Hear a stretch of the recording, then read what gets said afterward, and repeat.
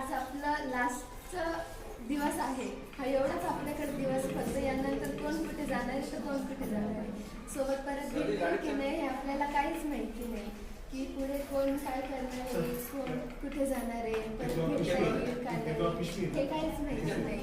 आम्ही इतकी मजा केली 8वी 9वी आणि 10वीमध्ये पण खूप मजा केली. सर आम्हाला बोलायचे अभ्यास करा, अभ्यासाकडे लक्ष द्या. सर पुढे शिकवायचे ना, आम्ही मागे जाऊन जेवण करायचं. आम्ही कधी सरांचं ऐकलं पण कधी सर आम्हाला चांगलं सांगायचे, खूप वाईट पण बोलायचे. देवरे सर तर नुसतंच आम्हाला भांडत राहायचे. शुक्ला मॅडम आम्हाला चांगल्यासाठी सांगायचे, पण आम्हाला असं वाटायचं शुक्ला मॅडम नुसतं बोलत असते आम्हाला, नुसतं ओरडत असतं आम्हाला. पण शुक्ला मॅडम काय चांगलं सांगायच्या.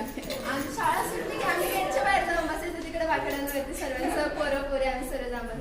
शुक्ला मॅडम ओरडत यायच्या, कोण बाहेर गेलो तर आम्हाला सांगलं गेलो, आम्ही वर्गात बसलेलो होतो. सरांनी पण खूप सपोर्ट केला. सूर्यवंशी सरांनी आम्हाला कबड्डी मॅचसाठी खूप चांगलं ट्रेन केलं. शुक्ला मॅडमने आम्हाला खूप चांगलं शिकवलं. आणि प्रिन्सिपल सर गणित शिकवायचे, ते काही समजत नव्हतं. आजपर्यंत काही कळलं पण नाही मला.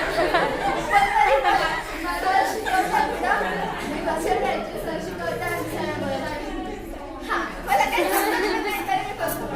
हा जसं काय मला खूप समज नाही का, सरांनाही माझी आदत माहिती, मला काही समजत नव्हतं तरी मी बोलायचे सर कळलं मला, कळलं मला. सरांनी कधी प्रश्न विचारला तर उभी राहायची, इकडे तिकडे बघायचे, त्याच्याकडे बघायचं. सर नाही माहिती हो, सर म्हणायचं घ्या बसून घ्या, आलाय का हो खाली बसून घ्या सर बोलायचे. आणि माझी मैत्रीण ना रुपाली, दिव्या, दिव्या, अनुष्का सगळ्या म्हणजे पूर्ण सर्वच मित्र आहेत. सरांनी खूप सपोर्ट केला. जर कोणी नसलं तरी येऊन बोलायच्या काय झालं.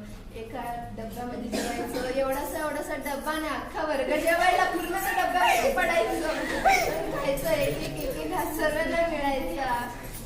घरी एवढं चांगलं जेवण जातं, पण शाळेत आलं की असं वाटायचं एक घास जरी खाल्लं तरी असं पोट भरून गेलं, बस बाकी काही नाही बस.